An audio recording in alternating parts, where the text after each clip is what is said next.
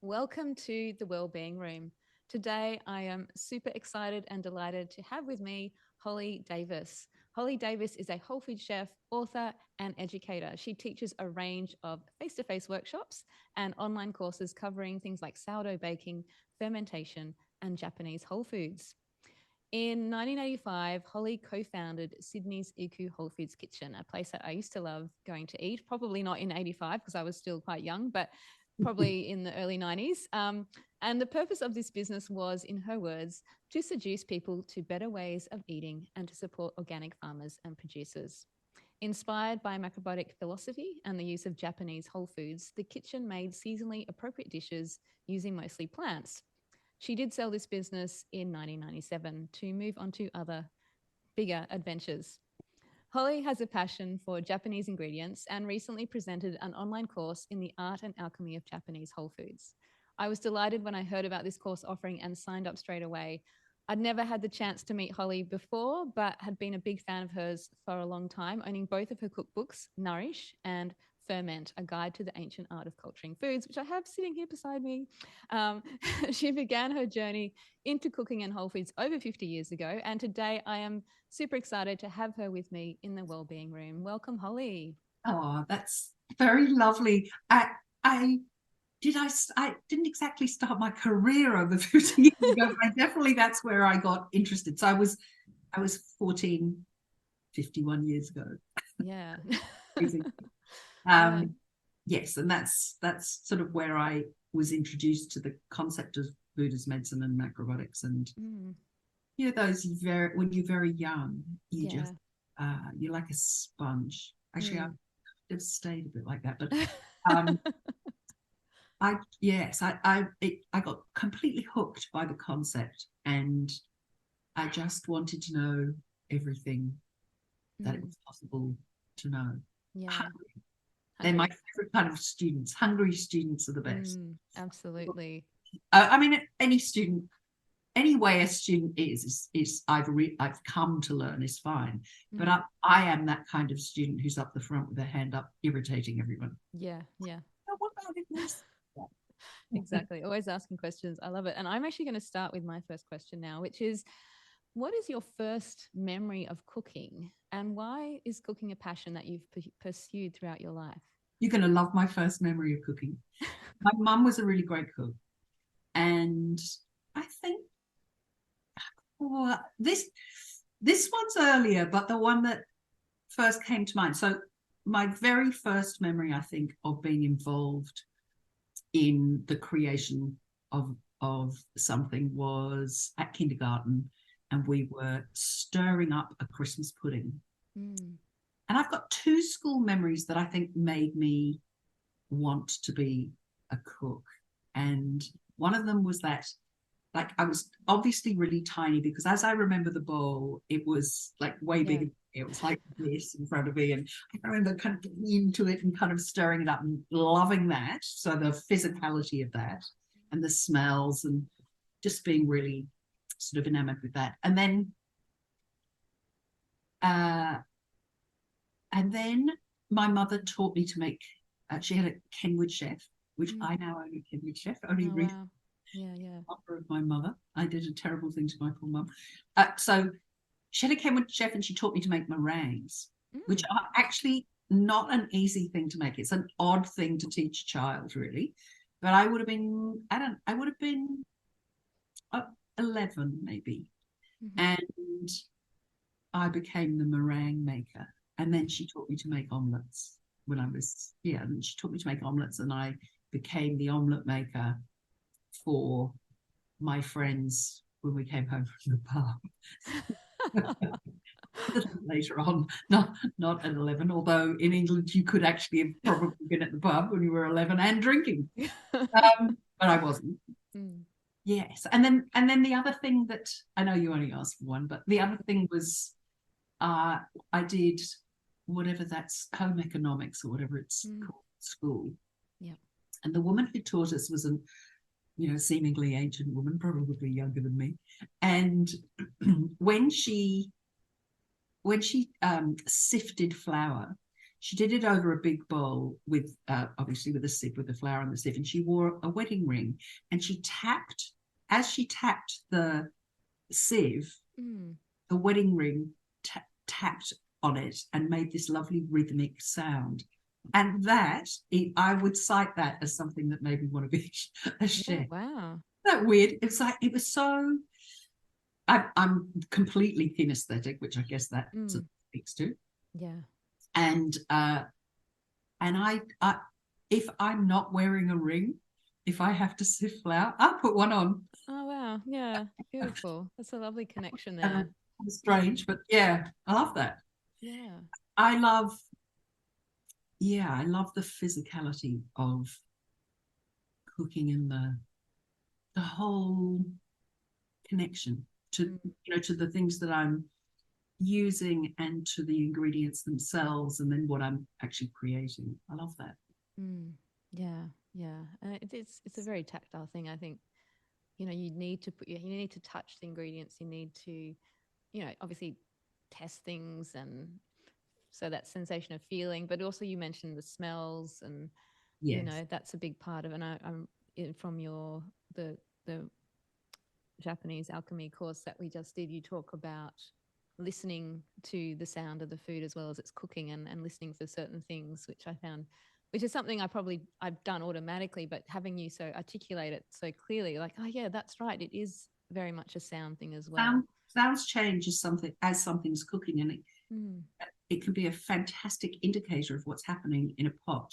I think we tend to worry food because we want to understand the process, or we want to determine at what stage something's at. We'll stir it and poke it, but actually you've got other senses that you can employ. Yeah. Actually, that was something that I remember Andre sharing with me. It was about cooking onions and listening to the onions cooking. That's right. Yeah. Maybe that's where I got it too. I mean, school. So Andre was my teacher when I think I was 24 when I first met him. I'd just come to Australia. And I met him very soon after I arrived. And he then had the Zen Shiatsu Centre. And I'd come from Japan, where I'd been studying macrobiotics. And so to find somebody in Australia, that was really fantastic, to find someone who was also had that interest and knowledge. And he was I was thinking about him this morning. I was just thinking about how certain wasn't the word I had. That when he taught you something, or when he was expressing something, there was such surety. It was like very commanding and very seductive, and very, this is how it is. There is something when you're young that I think is very seductive about that, about finding somebody who can say, no, like this. Yeah. Like that, like this. Yes. Yeah. It's definitely that for me. I was so much a sponge with people. It's like, why does this happen? What am I doing when I do this? Tell me, like, what's this about? No, that's great. And we might just backtrack, because our listeners may not know necessarily who we're talking about. I mean, I've talked about Andre as far as my yoga teacher training goes, but yeah. So I guess I'm interested, now that you've mentioned that you said you came to Australia via Japan, and I'm curious, can you share a bit about, what led you to go to Japan in the first place before you came over to Australia? So I grew up in England, and I was studying fine art printmaking at art school, and when I was 22, and my father died, and I took a year out of that degree. So I'd already done 3 years, and I deferred for a year, and I went home to London to be with my mother. And my mother suggested that I get a job in a vegetarian restaurant in London called Food for Thought.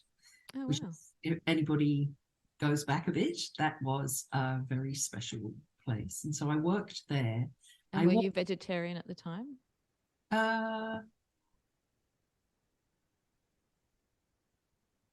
Possibly, probably, actually. Yeah. I'd been interested in macrobiotics since I was 14. I'd learned sort of from books, and I was pretty zealous.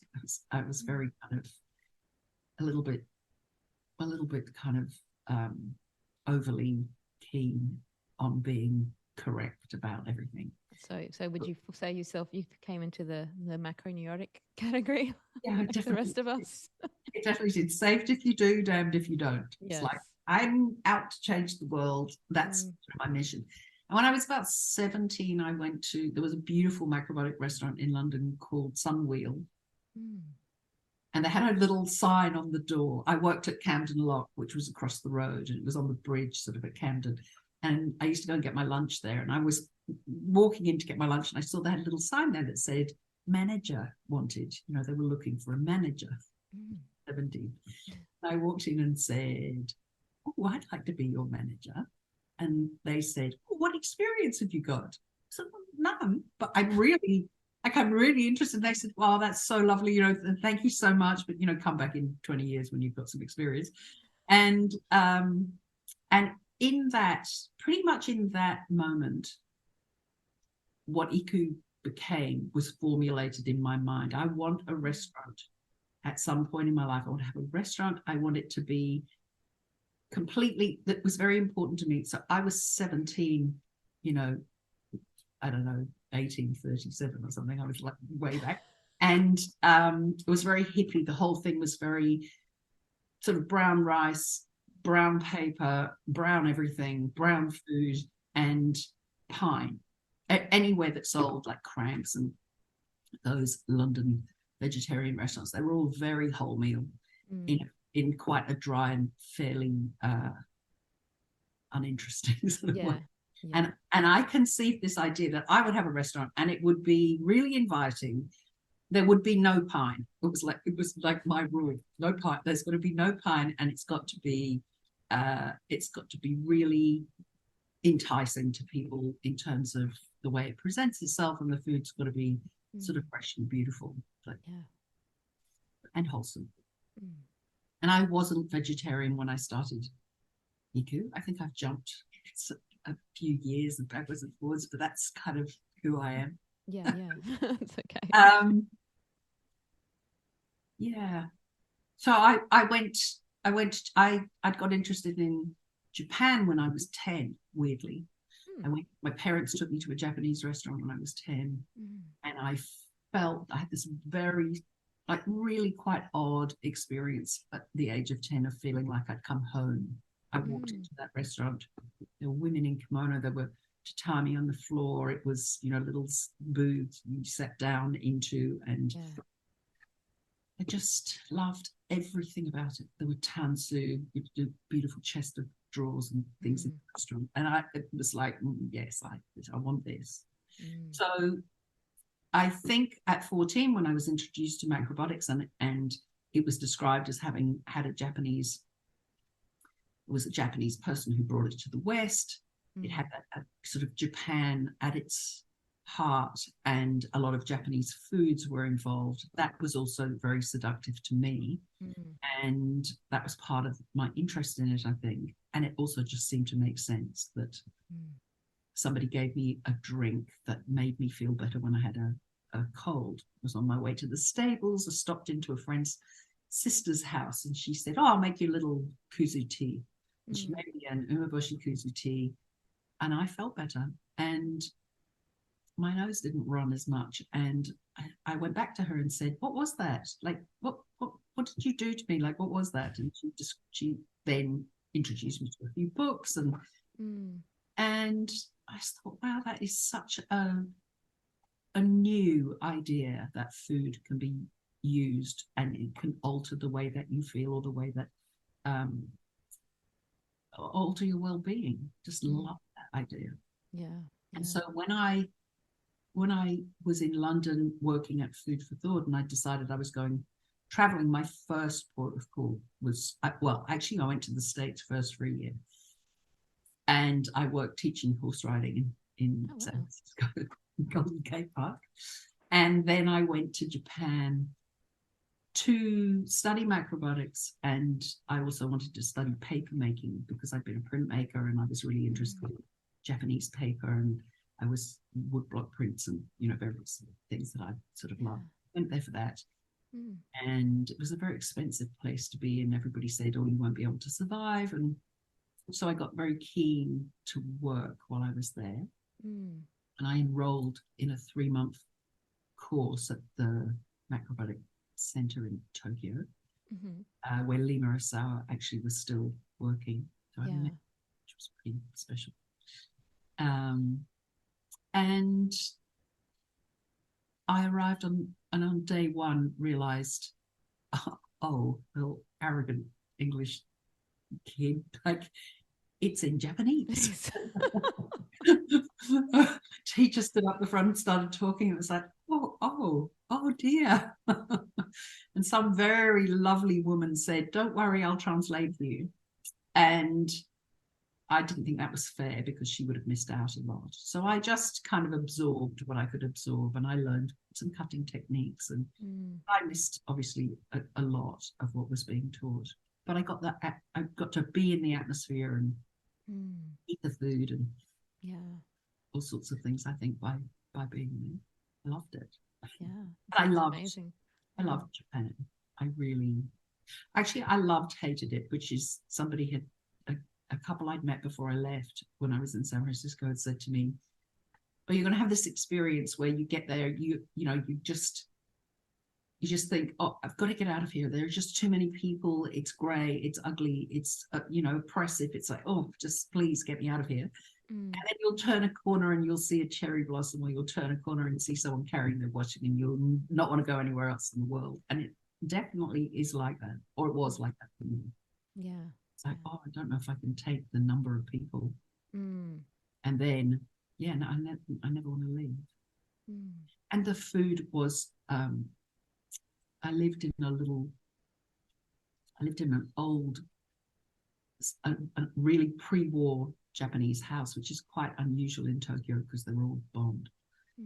And in a little area that's famous for eating, for tiny places that sell one thing. So there'd be a little stand-up noodle bar, and there'd be a sushi place, and there'd be yakitori, whatever. They also had lovely shops with vegetables, and most of which I'd never seen before. And I like that. Give me something I don't know. Yeah, it's amazing. And you've been back, I assume, several times since then? Not several times, no. I went back in 2016 when I was writing Fermented. Sort of like, it was kind of an excuse for going. And I went back, so that was 35 years or something like that. And so you came to Australia. So was that did you meet someone and wanted to come to Australia, or was it just like Australia, I've always wanted to go there? When I was working at Food for Thought, I worked with a whole bunch of New Zealanders. Everybody seemed to be from New Zealand, and I made really good friends with one of the chefs, whose name was David Sexton, and he was the most divine human being. Unfortunately, he's a was. And he went back to New Zealand to live. So I actually got his job at the restaurant. And when I had been cleaning the bathrooms and serving, like they wouldn't give me a job in the kitchen. And when he left, I said I wanted his job as second cook. I was a bit like, take it to myself. And he said, well, why don't we share the job? I'm not leaving immediately, so why don't we share the job and I will teach you. And so he taught me a lot. And I worked with a beautiful Thai woman called Sirapun, who I learned masses from too. And he left, and I had a plan to travel, and I was going to the States and Japan. And the idea was I was going to leave Japan and fly to Sydney, I think. No, I was going to go to Darwin and then travel to Sydney and then go to New Zealand and then back through India to London. That was the plan. completely thwarted. And that didn't happen. And I ended up going back to Europe and traveling there for a bit, and then back to Japan. And then I came directly to Sydney because he'd moved from New Zealand to Sydney. Okay, yeah. The lifestyle in New Zealand didn't quite suit him, so he moved to Sydney, and so that's why I came to Sydney. And he taught. I learned a lot from him. He was a fabulous cook, beautiful chef, really lovely sensibility. Yeah. And then I assume shortly after you met Andzej from there, or? I met Andzej. I sort of can't remember how I met him exactly.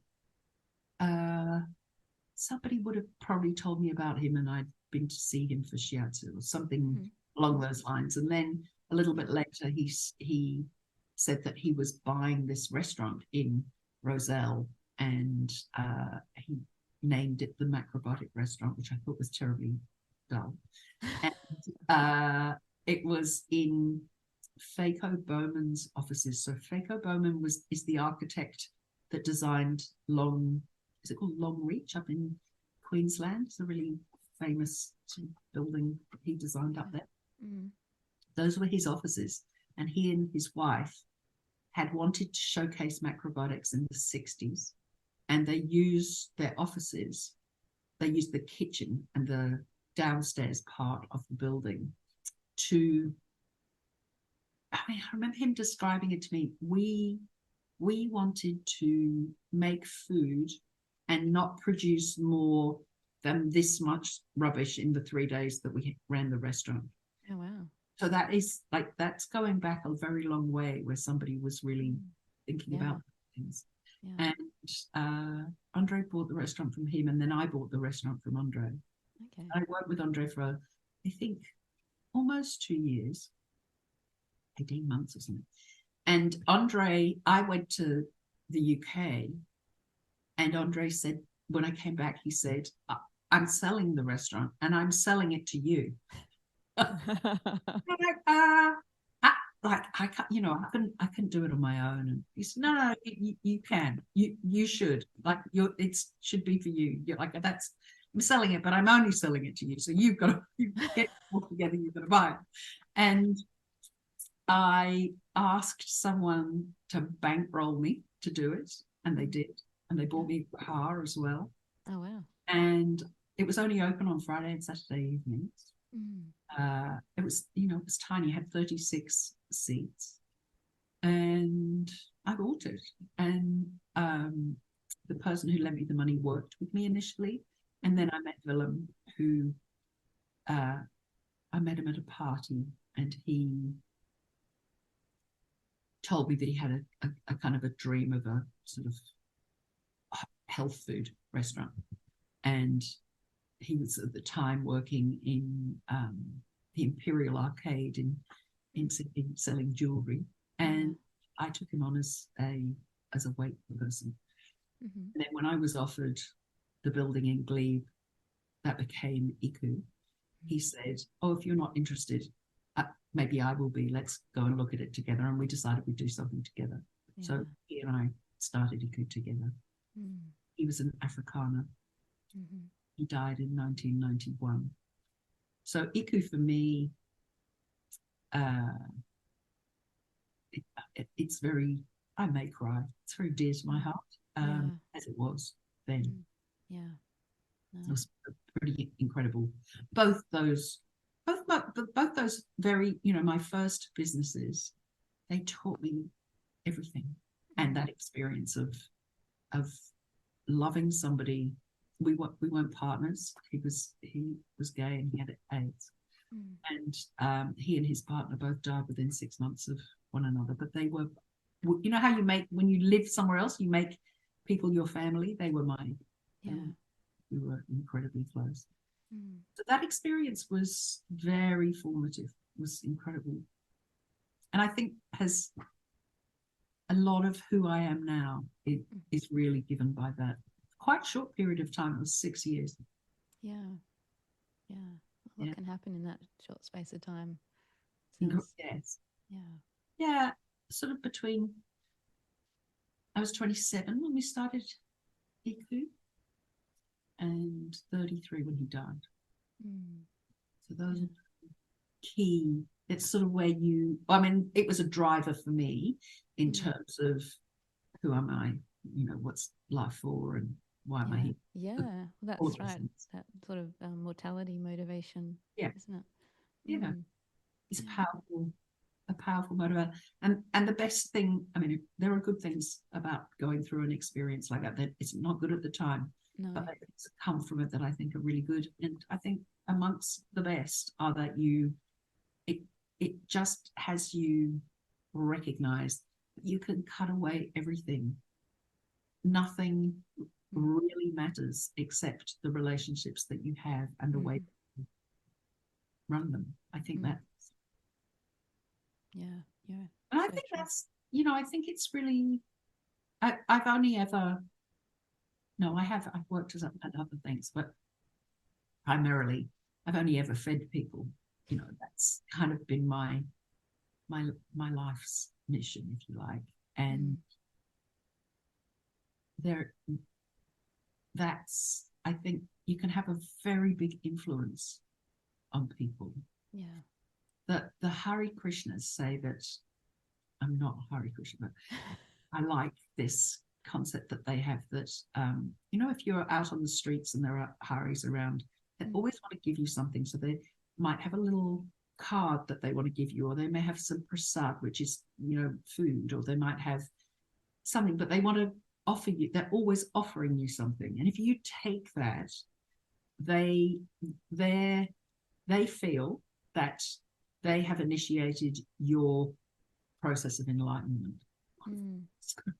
That is beautiful. Their life's for. I love that, and I'm not thinking I'm enlightening anyone, but I think if you could feed somebody something that provides them satisfaction and enjoyment, and they can digest it and enjoy it and talk about it later, you've provided something that's really meaningful. You don't have to be a brain scientist to make a difference. No, and it's so true. Food is something that we all need, and especially in our modern world where food is so overly processed. By giving someone something really deeply nourishing, and it's going to affect them in a profound way, even if they don't really know that that's happening. It's that intention behind what you're preparing and giving it with love, and I saw nice things when people brought their family members, like Iku, the whole, if you're in a whole food, back then there wasn't sort of terribly much choice, and a lot of people came to us and they brought their mothers or their fathers or their grandfathers, their aunt or their uncle or their cousins, or they brought people who weren't really, they wouldn't have come to us otherwise.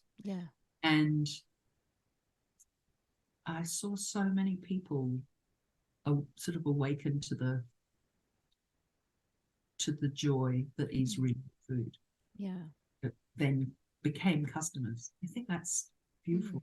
Who dragged their parents in, kids who really wanted that food. I'd say, how great. It's change making.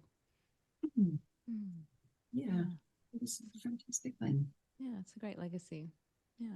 And I really appreciated having a place to go that that provided food that I enjoyed and knew was nourishing as well. So and that, Iku still continues to this day, but obviously not under your guidance quite a different kettle of fish at the moment. Ken, who became my business partner when Willem died, I met through Andzej back at the Macrobiotic Restaurant, and we became friends, and I worked as a nanny for his child, and then when Willem was dying, we were trying to sell the business, and I wanted to sell too, because I thought when Willem died I was going to die. I think I was literally going to die, but I was like, life's over, really. that this life is over for sure. And Ken convinced me not to sell. And he bought Willem's share of the business, and I worked with him for another 6 years.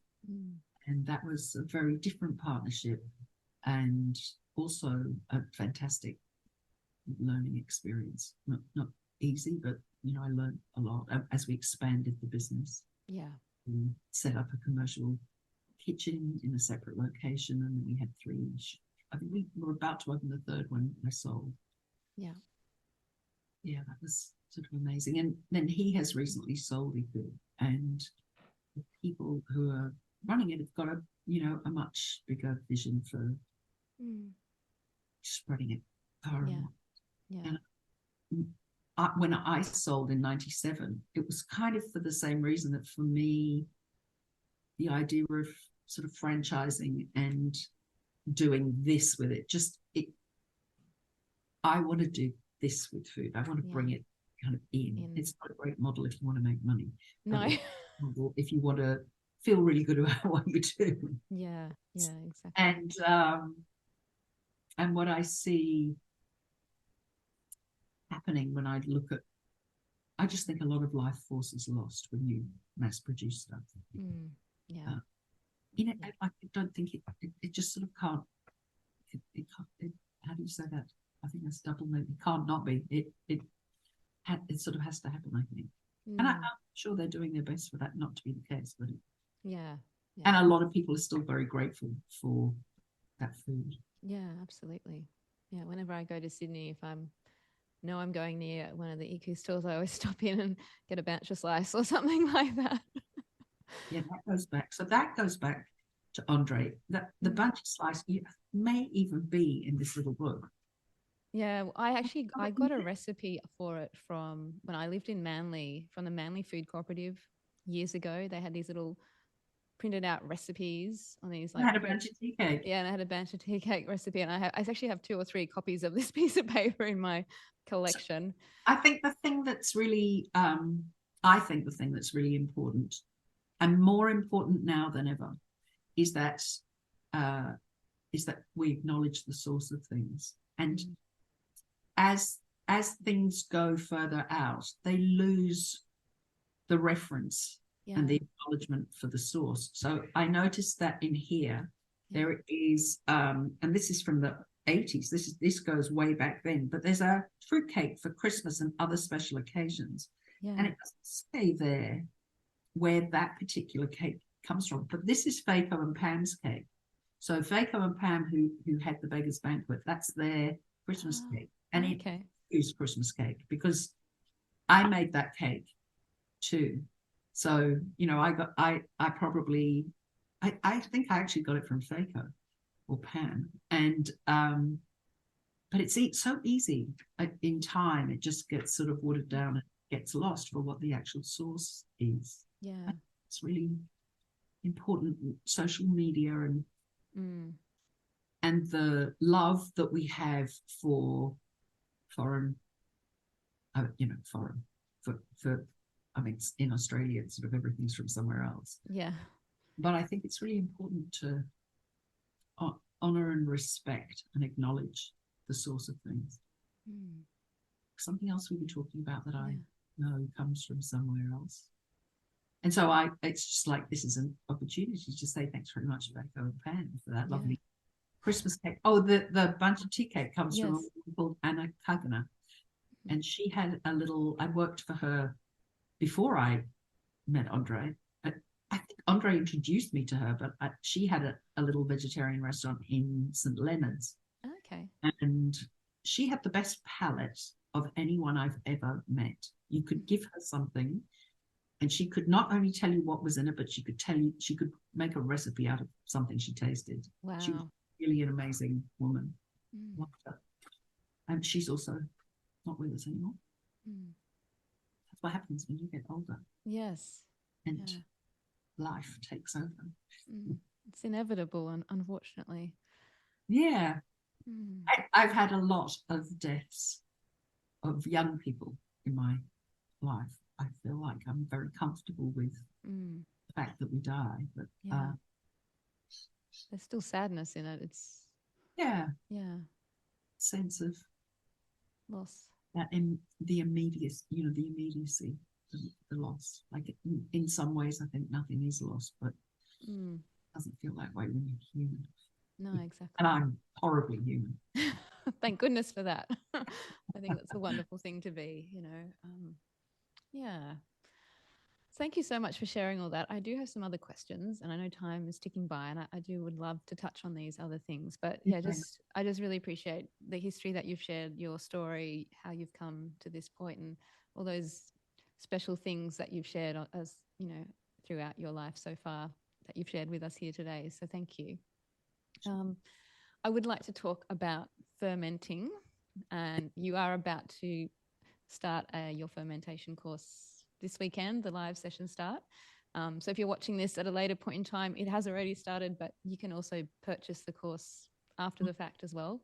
But I just want to talk about, sorry, what was that? Once the course finishes, it'll then go back as an on-demand class. Yeah. So, and I'll put the links to your courses and where you can get them in the show notes of this podcast episode. So, but just talking about fermented food, there's kind of been this big revival of fermented foods. It's getting quite popular. Everyone was making during COVID. During COVID, everyone was making, sourdough and things like kombucha and sauerkraut. There's more and more out there now, which is great. But as a teacher of fermentation, which you are, can you explain what it is about these foods and the fermentation process that is so beneficial for us, for our digestive system, for our health? I think it. Yes, I can. Great. And I think the thing that's more important than any of the things that make them good for us to eat is that they make our lives better in so many ways. They are. If you go into a deli and picked the most expensive things in a deli, in a really beautiful deli, maybe you'd be in Italy or and you go and you buy the best of everything and you pay the most money for it. Everything you buy would have had fermentation at its core. If you bought the prosciutto, you bought salami, which you probably wouldn't, but when in Italy, why not? When in Italy, all the foods that we revere and that we're willing, the cheeses, it's endless, the things that fermentation affects. And we are really drawn to those foods. We're incredibly, not everybody, but we are generally, I think, very drawn to food that's been affected by fermentation. And I think that's key. Like that's what, because it doesn't matter how I used to say from the macro kind of thing, you are what you eat. But I don't think that anymore. I think very much you're what you can digest. That actually it doesn't matter. You can eat the very best food in the world, but if you can't digest it, you've got a problem. Yes. It won't be as enjoyable and you won't get as much from it. And, it's not really of benefit if you can't digest it. And so I think that's what's key, and a key to our digestive health, our mental health, our immunity, our overall well-being, happiness quotient, the quality of our physical being. They're all beneficially affected by consuming small amounts. Yes. Small amounts of a diverse range of foods that have been fermented or otherwise affected by fermentation. So, and there are as many different ways to ferment things as there are the things that people like and don't like. So if you think you don't like fermentation, you just haven't eaten the ferment that you like. But there's one. And I think a lot of people don't realize, although maybe they do now. So I've been teaching about fermentation since I was 20 or something, 21. I was fermenting things at home, and I think I was a born teacher. Like I'm you can't leave me in the supermarket with someone who's buying margarine, and I would jump on them and hey, sure you want that product? Don't buy that product. Buy this product. I was like, please don't buy that product. And here's why. I embarrass my daughter beyond belief doing things like that everywhere I go, at the bus stop or whatever, because I think it's sort of a community service. Yeah. And I think if you, it sort of goes, it harps back to the saved if you do, damned if you don't, I suppose, of the desire to make a difference. Yeah. But I think if you have an understanding and the knowledge of something that has that power, that when it comes to facts, that eating margarine is like a death sentence. Yeah. I think you have a kind of a duty to kindly, loving, entice people in another direction if you can. Yeah. Don't think that answered the question you asked. That's okay. You kind of covered it, but I guess, and it's also that social health as well, like things. And I wanted to mention also the fact of, we were talking earlier about time and smell and texture in cooking, and those things all come to the fore in fermentation processes as well, because some things will be slimy, some things will be smelly, and you can tell by the smell if it's gone too far, or that type of thing. So there's all these elements involved in that process, isn't there? Yes, definitely. It's probably nowhere is it clearer than in fermented food, that you use all your senses when you're attempting to govern food, to microbiome, transform it into something that is a more nourishing, digestible and delicious option, which is what fermentation does. It does all those things. Yeah. And the end result is it feels more nourishing. It is more digestible, and it is more delicious. Like, it is definitely a way of upping the ante in terms of flavor and enjoyment of food. And that's very key when you want, like, I went somewhere, I was telling you about Jane. Well, I want to go to Japan. She made me lunch the other day, and she made a really simple bowl of kaiu, just sort of rice and a few vegetables, and it was very plain. It was like not salted particularly, and then she gave me a beautiful array of condiments that I could add to that. Yeah. And all those condiments had fermentation at their heart. And they made something that was incredibly simple, digestible, but not that appealing without them. Yeah. They made that a really beautiful lunch. And that's and you don't have to make a lot of something. You can make little amounts. It's not like, I think people think it's hard, and it takes time. So time, temperature, proportion are the things that you can employ to change your ferments and have them be the way that you want them to be. And time is probably the thing that we are least likely to give anything. Yes. But it is the thing that really makes a difference. Yeah. Living with ferments, I think if you could see over this shoulder, way back in the kitchen, there's a jar of something. Yes, I can actually. And you've got on the other side, you've got a crock. And over here, I've got kimchi in that crock, and I've got, like, sort of everywhere there's something happening. And the way I love to think about that is, I think I wrote about it in the book. I love the concept that all you need to do is have these things in your environment. You needn't, if you don't like to eat them, no, never mind. Other people in the family might. Just having them around and tending to them, so stirring them up, managing them, changing them from one container to another, refreshing your starter. You're seeding your body with the organisms that like to eat the foods that you like to eat. So if you do eat gluten grains, then breathing in a sourdough starter, I say, I don't know that it's the truth, but why wouldn't it be? Yeah. That you are actually seeding your digestive system with organisms that like to digest grain, gluten grain. Yeah. And that's the same with anything, vegetables, fruits, drinks. There's just so many options.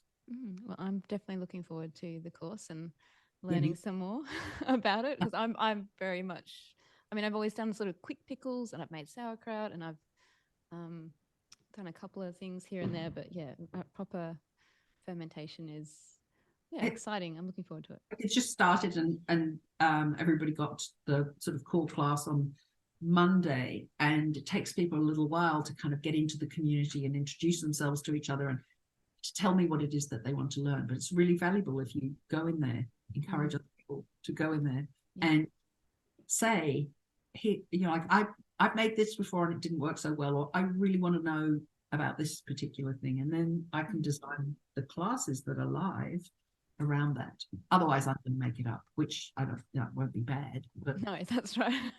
Either way, it's going to be good. But yeah, it's what you get when you do a live class. You get the opportunity to actually direct your own learning, which I think is valuable.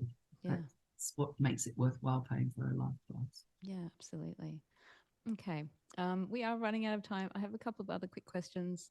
I did want to ask about people with delicate digestive systems. Like, I've had some people I know who say they can't eat fermented foods because it upsets their digestion, and I'm just like, obviously, maybe like you said, it's not the right ferment for them. Would you agree with that, or would you say there's something else going on, or you're not too sure? Contraindications for people eating some types of ferment. So people who have, say, a condition that means that they use blood thinners, best not to have kombucha and jun in that case, because both those drinks have a blood thinning quality to them. Oh, okay. So that's a contraindication. Somebody who has a thyroid condition would be better off not eating fermented cabbage products, because although fermentation neutralizes and improves cabbage and makes it way more nutritious, it doesn't negate the goitrogenic effect of brassicas. Okay. So you just choose other, you then go, oh, well, I've got a thyroid condition, I have carrot pickles, or I have, so there's that. And there are people who just don't like sour. There are. Just don't like them. And for them, there probably is one that they would like. And I think the way that you eat them, I think that in the way that our society is, we say that thing's good, so more of that good thing is better. And it doesn't apply to fermented food. I think that thing's good, be really respectful of it, and only eat a small amount of it at a time. You don't need to eat a whole plate of kimchi. Like, I have people come and buy my kimchi at the markets, and they would buy a 750 gram jar a week. Wow. What are you doing with that stuff? Lots of kimchi pancakes, maybe? I don't know. All sorts of things, I think. But, that's such a great idea. I don't think that's a great, even though I was very happy to sell it to them. I didn't say they couldn't have it. So I think find the ones, try lots of different, and if you don't like the sour, then put a ferment where you're used to having sour. So if you don't like sour in that direct way, you probably like a salad dressing. Add a little sprinkle of kraut to your salad, or put a little bit of the juice in dressing that's already sour. We won't even know it's there. No. But things like that. There are all sorts of ways you can. I saw someone on Instagram share it was like a sauerkraut juice martini. Kimchi is apparently very good in a Bloody Mary. Yeah, there you go. Not that I drink alcohol, but it was just an interesting little aside. Yeah. I do drink alcohol, but I don't want kimchi in my alcohol. I'd much rather have a little glass of whiskey or a little glass of wine, and I'll enjoy that. exactly. The whiskey isn't, but the wine was fermented. That's right. Exactly. Okay. So we're going to wrap up very quickly, but I just have a couple more things. And this is a question I was workshopping with my daughter earlier today because I kind of had a different take on it, but she was like, no, say it this way. And so the question is, what is one recipe that when you cook it, it always lifts your spirits? That's a great question. You should have asked me that at the beginning. So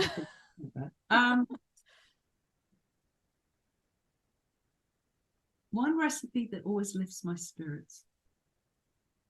Perhaps it reminds you of someone, or it's well, there's probably quite a few. I'm thinking I love cooking rice. Yeah. I recently got a donabe, which is, those beautiful Japanese pots for cooking rice. And cooking in that, I feel really... I do think probably it's a grain, like cooking. I think the thing I'd add to it is, what's one thing you cook that turns out really beautifully?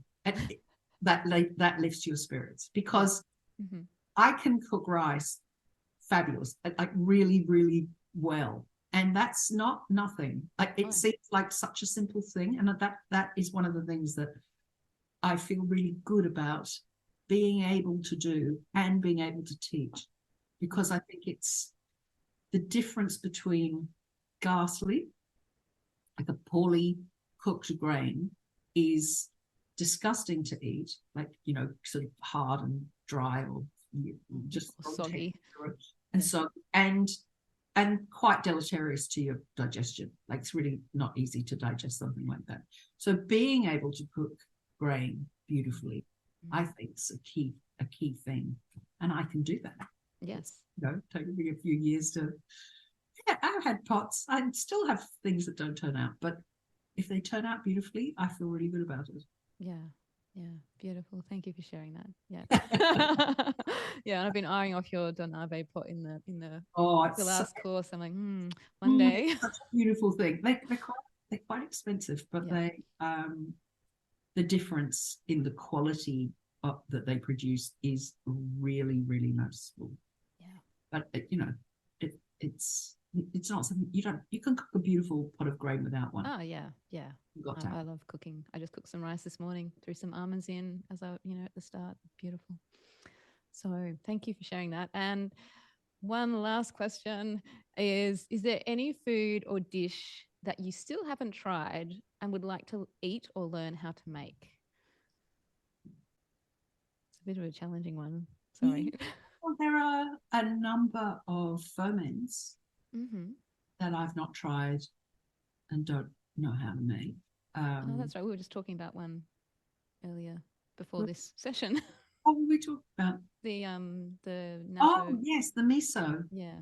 Yes. You've tried it, but you haven't made it. I mean that's a current project which I'm going to do through the course, and you're part of the instigation of that from the Japanese class when you asked about it. So we know it as natto miso. And I'd never thought that natto miso had natto in it, but I found a recipe when we were talking, and so I'm going to do a couple of experiments because the recipe says it does have natto in it, but I'm not convinced that what they're calling natto is what we think natto is.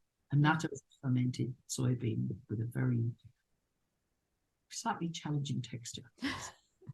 Street. Mucousy. It's not everybody's cup of tea, but it's very delicious. It's sort of weird. And in fact, there are quite a few ferments like that. But there's a lot of ferments I like, the Chinese ferments. I've really liked to make what's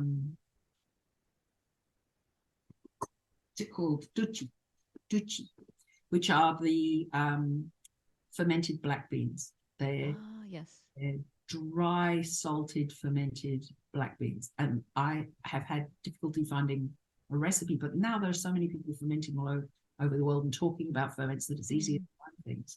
So that's another one I'd love to have a go at, because I love eating those. And I think they probably don't use the best salt when they make them, so it'd be nice to make. I just think there are lots of things I love to eat and I would like to make, because I think when you make something, you have a relationship with it. You're tending to it, you're thinking about it and managing it. That adds vastly to the enjoyment of eating it, if you can, at the end. Yeah, absolutely. Yeah, it's kind of like artwork in a way, isn't it? I mean, it's a different form of art. It's the culinary art.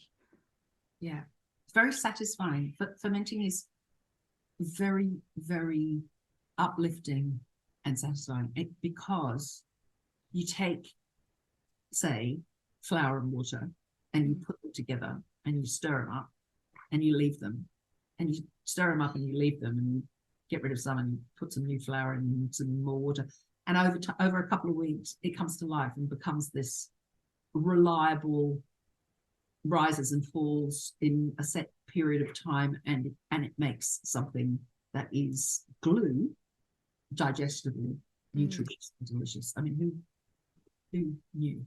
Yeah. Lots of experimentation of our forebears has brought these things into our present, hasn't it? Really, yeah, some very happy accidents. Sandor Katz talks about, he thinks that probably alcohol is the first form of fermentation that humans encountered, because if honey falls out of a tree and it rains, 2%, you only need to increase the water percentage of honey by 2% and it ferments. Okay. And animals will go to where that happens and get drunk. Yeah. The resulting mead, it's basically mead that's just made by nature. So, and he says he thinks that the first vessels that humans made were vessels designed to contain that. Isn't that great? Yeah. Goods were used to collect up something that's probably fermenting. Yeah. I love that. That's fascinating. You'd like to go back? I actually probably wouldn't like to go back. No. It's often in the forest, but yeah. But no, it's definitely. And you would have to drink alcohol. It's okay. Yeah, naturally formed. I'd go for that. Oh, thank you so much, Holly. I'm going to have to wrap up there. It's just been such a delight to have you here in the Wellbeing Room. I really appreciate your time and your energy and your enthusiasm for cooking. I hope anyone is interested in that. The idea that anyone's sort of, oh well, yes, okay, it's lovely. Thank you very much for asking. It's nice to go down those memory lanes. Yeah, that's right. And I'll put details on how to get in touch with Holly in the show notes, which you can find when you are listening to this podcast or watching it on YouTube later on. So thanks again, Holly, and I'm looking forward to seeing you on the weekend in the fermentation course. Yes, me too. Thanks a lot, Ben.